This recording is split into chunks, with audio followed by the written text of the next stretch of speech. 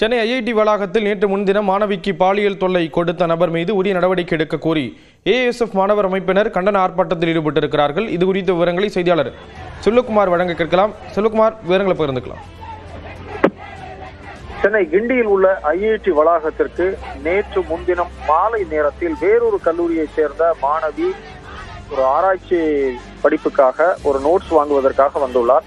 அப்போது ஐஐடி வளாகத்தில் மற்றொரு கட்டிடப் பணியில் ஈடுபட்டிருந்த 30 வயது மதிக்கத்தக்க வடமாநில தொழிலாளி ஒருவர் அந்த பெண்ணிடம் தகாத முறையில் நடந்து பாலியல் சீண்டல் கொடுத்துள்ளார். இதையடுத்து அந்த மாணவி கூச்சல் போட்டதை அடுத்து மாணவர்கள் மற்றும் காவலர்கள் வந்து சம்பந்தப்பட்ட நபரை பிடித்து காவல் நிலையத்தில் ஒப்படைத்தனர். நேற்று அவர் மீது வழக்கு பதிவு செய்யப்பட்டு அவர் சிறையில் அடைக்கப்பட்டிருக்கிறார். எனவே மாணவிக்கு ஒரு பாதுகாப்பில்லாத சூழல் ஐஐடி வளாகத்தில் நிலவி வருவதாக கூறி ஏஎஸ்எஃப் மாணவர் அமைப்பின் சார்பில் சுமார் 20க்கும் மேற்பட்டோர் ஐஐடி முன்பு கண்டன ஆர்ப்பாட்டத்தில் ஈடுபட்டனர். அவர்கள் முழக்கங்களை எழுப்பி சாலை மறியலில் ஈடுபட முயன்ற போது போலீசார் அவர்களை தடுத்து நிறுத்தி கைது செய்திருக்கிறார்கள். ஐஐடி வளாகத்தில் ஒரு பாதுகாப்பான சூழல் இருக்க வேண்டும், சாதிய கொடுமைகள் இருக்கக்கூடாது, பிரிவினைவாதம் இருக்கக்கூடாது என்ற வகையில் இந்த முழக்கங்கள் எழுப்பப்பட்டன.